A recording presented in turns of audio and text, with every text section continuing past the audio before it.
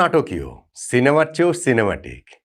স্পেনের মিকেল মেরিনোর এই world cup ইম্প্যাক্টকে এছাড়া আপনি আর কি বলতে পারেন? বিশ্বকাপের নকআউট ম্যাচে তার জয়সূচক গোল, সেটাও পরপর ২ ম্যাচে, সেটাও পর্তুগাল ও বেলজিয়ামের মতো ২ পাওয়ার হাউসের বিপক্ষে, সেটাও বদলি হিসেবে নেমে, সেটাও ৯১তম মিনিট ও ৮৮তম মিনিটে। পর্তুগালের বিপক্ষে রাউন্ড অফ 16-এর ম্যাচটাতে তাকে মাঠে নামানো হয়েছিল ৮৫তম মিনিটে, ৯১ মিনিটে জয়সূচক গোল করেছেন।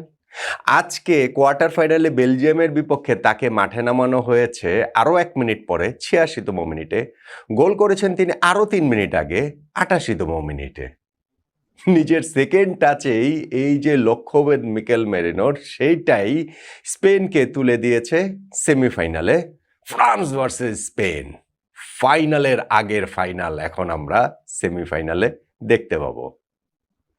বেলজিয়াম এই ম্যাচটাতে লড়েছিল, এই ওয়ার্ল্ড কাপটাতেই তারা যেই পারফর্ম করেছে, সোনালী প্রজন্ম পেরিয়ে আসা এই বেলজিয়াম, তাদেরকে ক্রেডিট দিতেই হবে, কিন্তু শেষ সময় গিয়ে তাদের হার মানতে হয়েছে বোধ করি কিছুটা নিয়তির কাছেও, কিছুটা ভাগ্যের কাছেও। কেননা তাদের নিয়মিত গোলকিপার থিবো কোর্তোয়া যদি ইনজুরির কারণে উঠে না যেতেন, তাহলে হয়তোবা ওই গোলটা তাদেরকে খেতে হয় না, হয়তোবা খেলাটা অন্তত পক্ষে এক্সট্রা টাইমে গিয়ে তারা ফোর্স করতে পারে।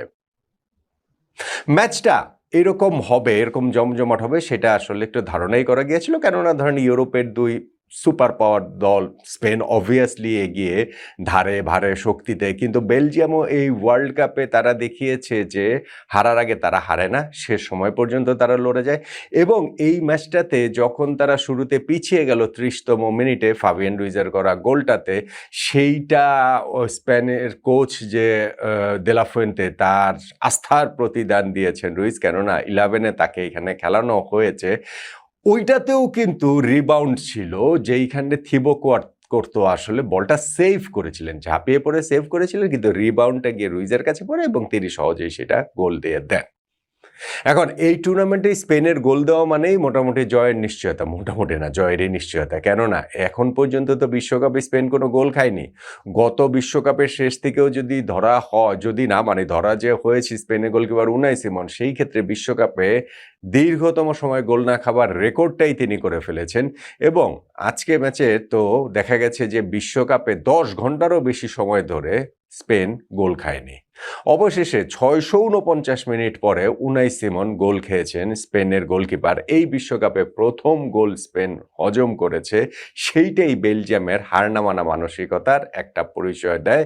যেইখানটাতে হচ্ছে গিয়ে চার্লস ডি ক্যাটেলার, তিনি হেড থেকে হচ্ছে গিয়ে ভালো একটা গোল দিয়েছেন, যেই হেডটাতে তার সঙ্গে যে মার্কার ছিলেন পাউ কুবার্সি, তার ধরেন কিছুটা দায়িত্ব আছে, সেভাবে বলতেই পারেন। এই পাউ কুবার্সির আবার ম্যাচের রেজাল্টের জায়গাটাতে একটা তার গুরুত্বপূর্ণ অবদান রয়েছে। স্পেনের এই টিম, তাদের যে ওই যে ছন্দ, তাদের যে ওই যে স্প্যানিশ ফুটবলের যে সৌরভ, সেইটা যে আসলে প্রতিটা ম্যাচে খুব ভালোভাবে আমরা দেখতে পেয়েছি তা না, বরং এই টিমটাকে অনেক বেশি কার্যকর মনে হয়েছে। কেননা এখনো এই টিমের লামিন ইয়ামাল তার বিস্ফোরক শ্রেষ্ঠত্বে আসেনি। আজকের ম্যাচটাতেও তিনি বেশ কিছু সুযোগ ক্রিয়েট করেছেন। আজকের ম্যাচটাতেও তিনি বেলজিয়ামের গোলকিপার থিবো কোর্তোয়াকে ব্যতিব্যস্ত রেখেছেন, 1-on-1-এও তিনি মিস করেছেন, সেইখানটাতে কোর্তোয়া সেভ করেছেন। এবং সেই জায়গাটাতে আসলে বেলজিয়াম ভীষণ ভীষণ আনলাকি, যখন থিবো কোর্তোয়াকে ইনজুরির কারণে উঠে যেতে হলো ৭২তম মিনিটে, থাই ইনজুরি। এবং উঠে যাওয়ার পরে তিনি সাইডে বসে যেইভাবে আসলে কাঁদছিলেন, সেটা ওয়ার্ল্ড কাপটা সম্ভাব্য শেষটা কি দেখতে পেয়েছিলেন কিনা, সেই কারণেই কাঁদছিলেন নাকি আসলে তার ওই ইনজুরির মাত্রাটাই এত বেশি যে বেলজিয়াম ওয়ার্ল্ড কাপে আরও এগুলোও, মানে পরের রাউন্ডে সেমিফাইনালেও যদি যেত তাহলেও তিনি খেলতে পারতেন না, আমরা জানি না এখনো, মানে খেলাটাও জাস্ট মাত্র শেষ হয়েছে, হয়তো ইনজুরির মাত্রাটা জানা যাবে। কিন্তু এই যে থিবো কোর্তোয়ার উঠে যাওয়াটা, সেইটাই শেষ পর্যন্ত গিয়ে বেলজিয়ামের এই পরাজয়ের বড় কারণ হয়ে গিয়েছে। স্পেন এই জায়গাটাতে একটা লাকি ব্রেক পেয়ে গেছে। কেননা ৮৬তম মিনিটে যে মিকেল মেরিনোকে পাঠানো হলো, ৮৮তম মিনিটে যে তিনি গোল দিলেন, সেইটা কোর্তোয়ার বদলে যে গোলকিপার নেমেছেন সানে লামেন্স, তার ভুলটাতে। ম্যানচেস্টার ইউনাইটেডে এই সিজনটাতে তিনি গিয়েছেন এবং সেই জায়গাটাতে কি আস্থার প্রতীক হয়ে তিনি ছিলেন পুরো মৌসুমটাতে। ইউনাইটেড যে স্ট্রাগল করছিল গোলকিপিং পজিশন নিয়ে, আন্দ্রে ওনানা মোটামুটি হচ্ছে কি ওইখানটাতে তটস্থ করে রেখেছিলেন, বল গেলেই মনে হতো গোল। তিনি এই জায়গাটাতে একটা কামনেস নিয়ে এসেছিলেন ম্যানচেস্টার ইউনাইটেডের ওই জায়গাটাতে। সিজনটা এত ভালো গেল কিন্তু থিবো কর্তার তো ডেপুটি হয়েই থাকতে হবে। তবে যখন তার সময় এলো, যখন করতো ইনজুর্ড হলেন, যখন এই সান এলিমেন্টসের স্টেপ আপ করার কথা, ওই সময় আসলে দলটাকে তিনি ডুবিয়ে দিলেন। পাও কুবার্সির কথা বলছিলাম যে কন্ট্রিবিউশন রয়েছে গোলে। পাও কুবার্সি বক্সের বাইরে থেকে দূরপাল্লার একটা শট নিয়েছিলেন, নিরীহ শট। গোলকিপার এটা 10 বারের মধ্যে 9.5 বারই ঠেকাবে, কিন্তু সান এলিমেন্টস বলটা ধরতে গিয়ে তার কাছ থেকে স্লিপ করে যায় রিবাউন্ডে, তখন যে ওইখানটাতে মিকেল মেরিনো সহজ গোলটা দিয়ে দিলেন। সো যদি থিবো কর্তোয়া থাকতেন, যদি তিনি ইনজুর্ড না হতেন, তাহলে হয়তোবা এই ভুলটা হতো না, হয়তোবা বিশ্বকাপ থেকে এইরকম বিদায় বেলজিয়ামের হতো না। অন্তত তাদের এই জায়গাটা যে নিজেদের একটা ভুলে, একটা আনফোর্সড এররে আসলে বিশ্বকাপটা শেষ হয়ে গেল। অন্যদিকে স্পেন, তারা তো ডিলাইটেড, খুবই স্বাভাবিক, কেননা আগের রাউন্ডে তাদের এত বড় পরীক্ষা পেরিয়ে যেতে হয়েছে পর্তুগালের বিপক্ষে, সেইটাও 91তম মিনিটের গোলে, এই মিকেল মেরিনোর গোলেই। আজকে বেলজিয়ামের পরীক্ষা তারা পেরিয়ে গেল 88তম মিনিটের গোলে, সেই মিকেল মেরিনোর গোলেই।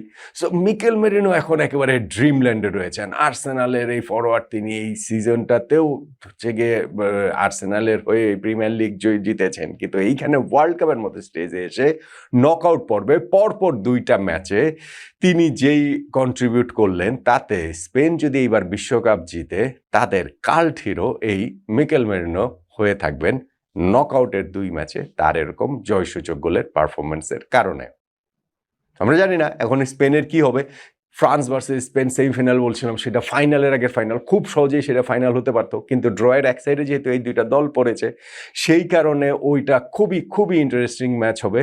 কিন্তু যদি স্পেন ফাইনালে চলে যায়, মানে ফ্রান্সকে যদি হারাতে পারে, তখন তো শিরোপা জয়ের ব্যাপারে তারা কনফিডেন্ট থাকবেই, নাম্বার 1। আর নাম্বার 2 যেটা, সেটা হচ্ছে গিয়ে যে যেই 2টা ম্যাচ তারা যেইভাবে জিতে এই ফ্রান্সের মুখোমুখি হচ্ছে সেমিফাইনালে, 2টা ইউরোপিয়ান পাওয়ার হাউসকে ওইভাবে হারিয়ে, তাতে করে স্পেন ভাগ্যটাও যেরকম তাদের পক্ষে আছে। সাব করলেও সেখানে মিকেল মেরিনো আস্থার প্রতিদান দিচ্ছেন, ফাবিয়ান রুইজকে ফার্স্ট 11-এ খেলালেও তিনি গোল করছেন। সো সব কিছু মিলিয়ে স্পেনের এই টিমটা কি 2010-এর পুনরাবৃত্তি হতে যাচ্ছে।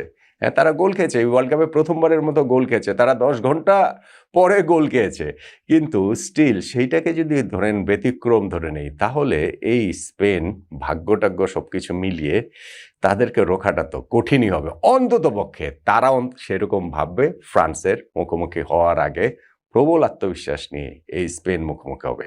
ফ্রান্স ভার্সেস স্পেন সেই সেমিফাইনালটাতে জিতবে কোন দল? মতামতটা কি আপনার জানান। আর তার আগে তো আমাদের আরও অনেক আলোচনা হবেই হবে।